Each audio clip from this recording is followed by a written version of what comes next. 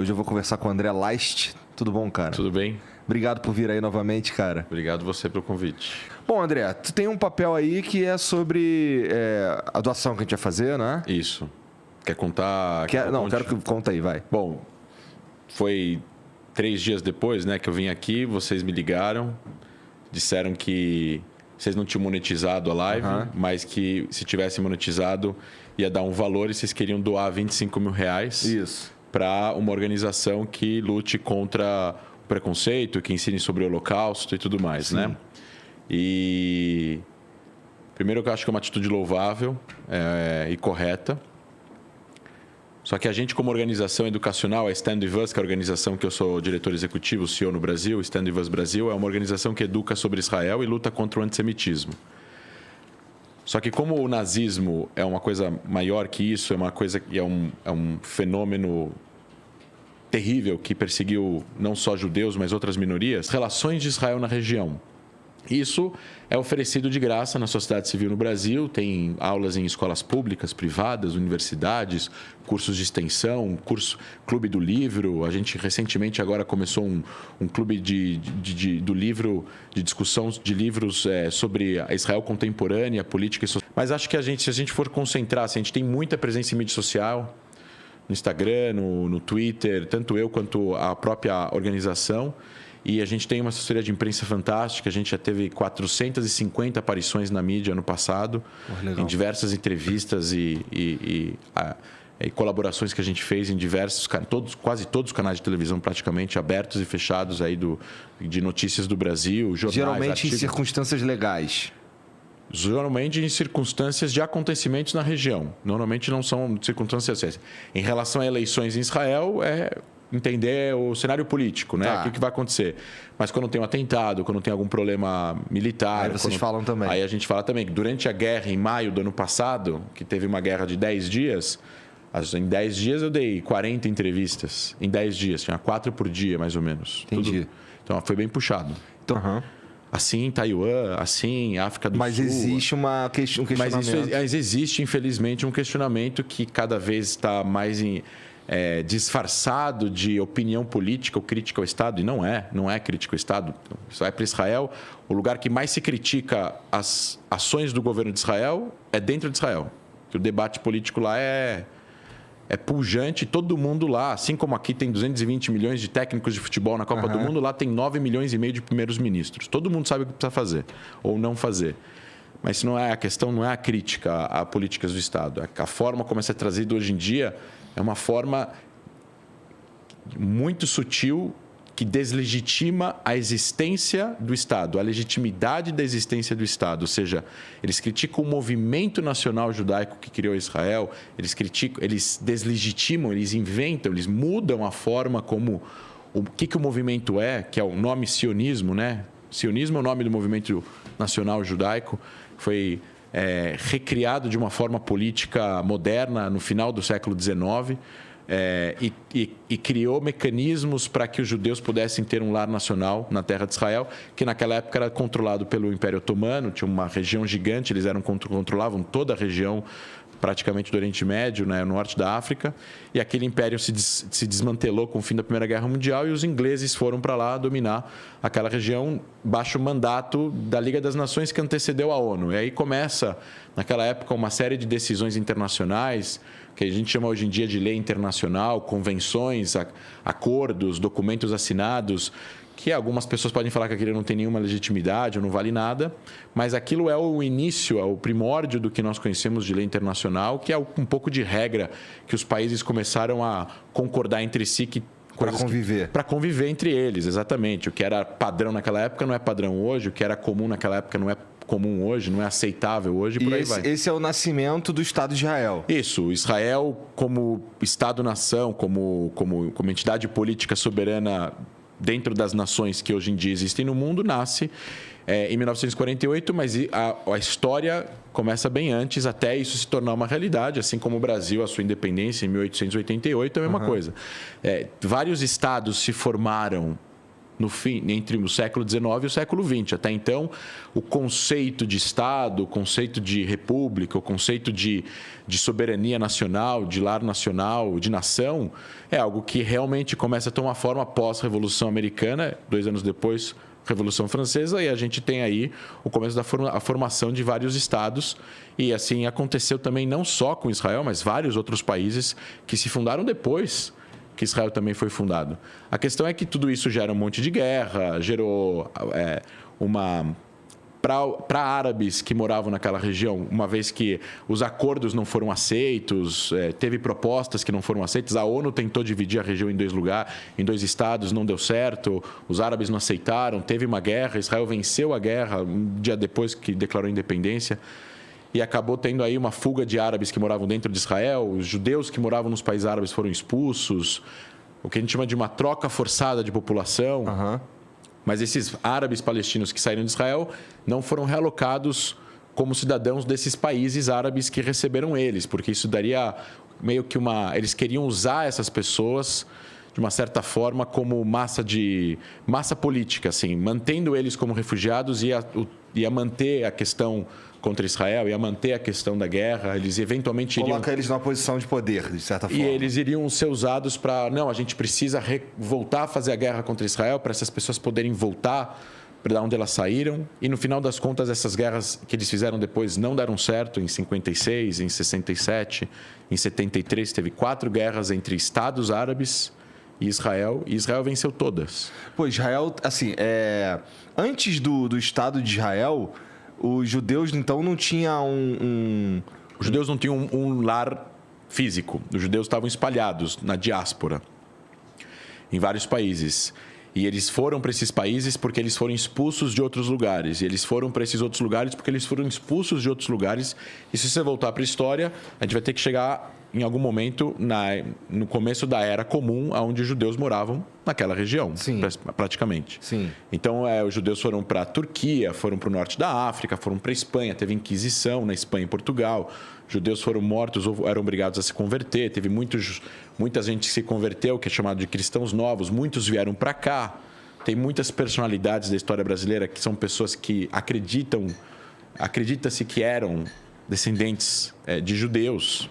Acho que Vasco da Gama, outras pessoas também. Interessante, não sabia disso. Tem muitas pessoas que... Então, assim, tem muitas pessoas que saíram de lá, que tem o que a gente chama de cristãos novos. Tem gente que não se converteu, que manteve a religião. Mas é que as pessoas entendem o judaísmo, os judeus, como apenas uma religião, e não é apenas uma religião. Os judeus são eliminar. Não, eu morreria provavelmente também, né? Todos nós. Nessa sala, provavelmente todo mundo. Então, assim, é uma... E isso acaba gerando o que a gente chama, que o Jonathan Sachs fala da evolução do ódio à religião para o ódio à raça, ou etnia. Tá, houve uma mudança aí. E aí os judeus eram perseguidos pela sua fisionomia, pela sua raça, pela sua etnia, uma vez que os judeus são multirraciais e multiétnicos. Tem judeu negro, tem judeu branco, tem judeu amarelo, tem judeu vermelho, tem judeu que veio dos países árabes, tem judeu que cresceu em Xangai, na época que os ingleses estavam lá, tem judeu brasileiro, tem judeu argentino, tem judeu egípcio, tem judeu israelense. E Por tudo causa mais. da diáspora também. Exato, mas assim, tem judeus convertidos, tem judeus que nasceram judeus e tudo mais. Mas isso é uma... e eles são perseguidos na Europa dessa forma. E aí, depois disso, é uma coisa que eu também trouxe aqui para ler, porque assim, eu não vou citar, mas isso é uma coisa interessante de ser colocado, talvez você vai depois receber uns telefonemas aí, enfim. Tá.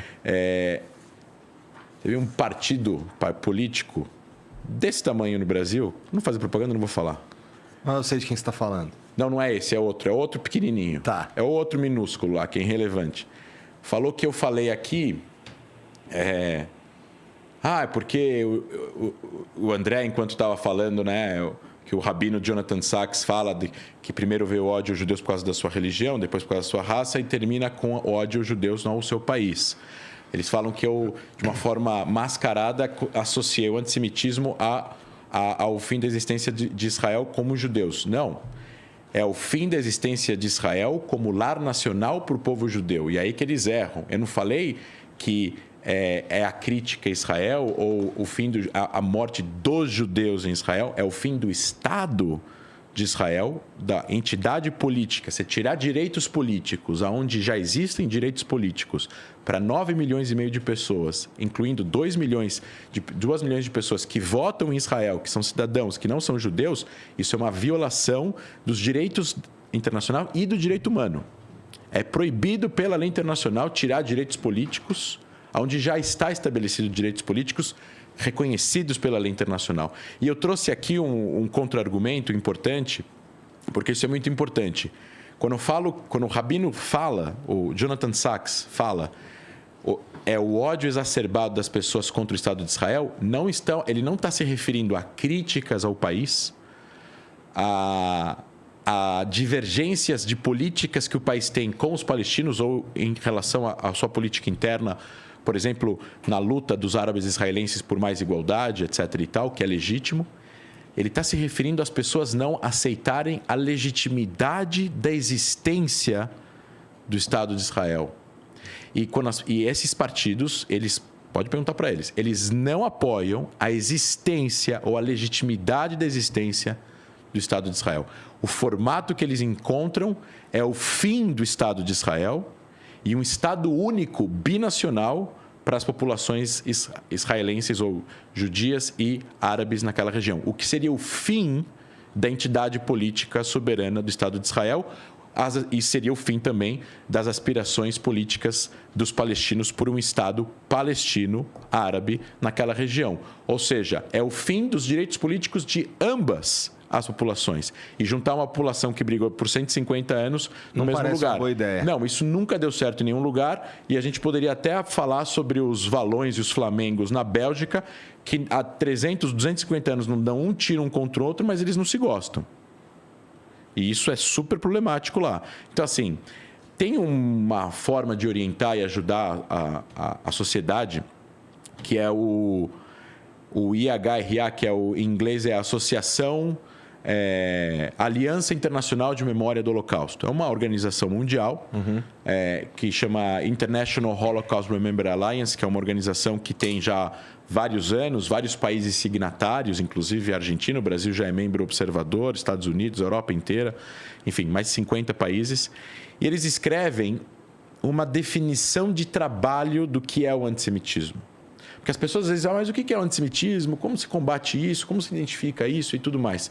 Então, isso é uma coisa muito importante, porque assim, eu, como cientista político, quero aprender com a população negra brasileira o que é o racismo que eles enfrentam. Eu quero. Eu não estou no meu lugar de fala, eles estão. Eles têm que me falar e eu vou respeitar tudo que eles me falarem e vou seguir todas as recomendações, inclusive de nomenclatura. A população LGBT... é a mesma coisa. Eles vão falar para nós, como nós, que não somos parte dessa população, temos que nos comportar. E isso é uma coisa que está sendo contestada por alguns grupos radicais antissemitas no Brasil, que eles tentam, falar para os judeus o que é antissemitismo e o que não é. E aí eu trouxe aqui, aproveitando o teu microfone, o que é a definição internacional de antissemitismo. Fica à vontade. Se me permitir. Então, eles falam assim, as manifestações podem incluir o ataque ao Estado de Israel, concebido como uma coletividade judaica. No entanto, críticas a Israel semelhantes às feitas contra qualquer outro país não podem ser consideradas antissemitas. Eu estou repetindo isso. Críticas a Israel semelhantes às feitas contra qualquer outro país não podem e não devem ser consideradas antissemitas. O antissemitismo frequentemente acusa os judeus de conspirar para prejudicar a humanidade e muitas vezes é usado para culpar os judeus por, entre aspas, coisas que estão dando errado, como aconteceu na Rússia, como aconteceu na Alemanha, como aconteceu em outros lugares. É expresso na fala, na escrita, nas formas visuais e na ação e emprega estereótipos sinistros e traços de caráter negativo. E aí ele dá 11 exemplos. Pedir, ajudar ou justificar o assassinato ou dano de judeus em nome de uma ideologia radical ou uma visão extremista de alguma religião. Por exemplo, o Hamas, em Gaza. Eles são abertamente antissemitas. Eles falam, precisamos matar os judeus. Eles não falam israelenses, eles falam judeus. Ou seja, não está falando só da galera que mora em Israel, estão falando de mim aqui no Brasil e de outros. fazer alegações mentirosas, desumanizadoras, demonizadoras ou estereotipadas sobre os judeus como tal, o poder dos judeus como coletivo, como especialmente, mas não exclusivamente, o mito sobre a conspiração judaica mundial, ou que judeus controlam a mídia, a economia, os governos, as sociedades, instituições. Isso é visto facilmente. Teve outro partidinho aí que também escreveu um absurdo desse, já está sendo investigado pelo Ministério Público, porque ele falou é bem antissemita. Acusar os judeus como povo de serem responsáveis por delitos reais, imaginários, cometidos por uma única pessoa ou um grupo específico de judeus. Tipo, um judeu faz um crime, aí os judeus fizeram um crime. É que nem um cristão cometeu um assassinato, então são os cristãos. Isso é antissemitismo, porque uma pessoa não pode ser responsável, o grupo não pode ser responsável pela ação de uma pessoa. Claro, né? É um pouco absurdo. Assim, o que me chama a atenção é que não dá para argumentar que isso não existe. Porque existe, a gente já, né, já vi isso antes na minha vida, mas isso acontece muito menos com outras coisas, como você deu o exemplo do cristão. Ninguém quer matar os cristãos porque um cristão cometeu um crime. É interessante você estar falando. É isso.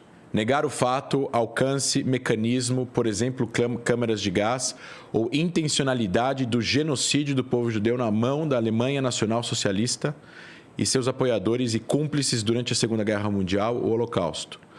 Acusar os judeus como povo ou Israel como Estado de inventar ou exagerar o Holocausto.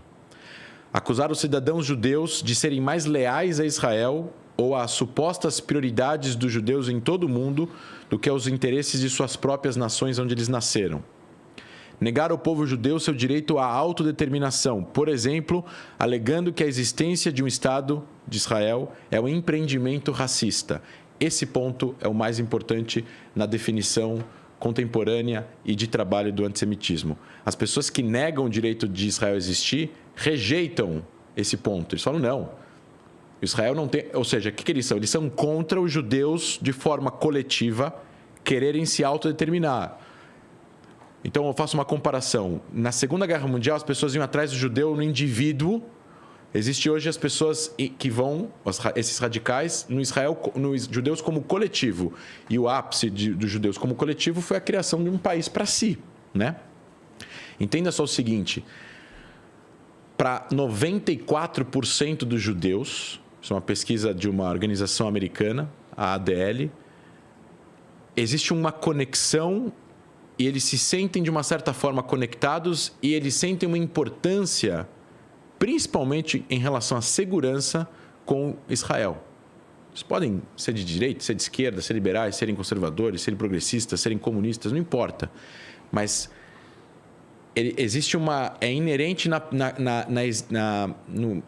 existência da pessoa, fala assim, de acordo com a história judaica, a única coisa que vai garantir que eu não vou ser perseguido de novo é que eu tenho um país. E aí você pode só ir para o teu país. Exato.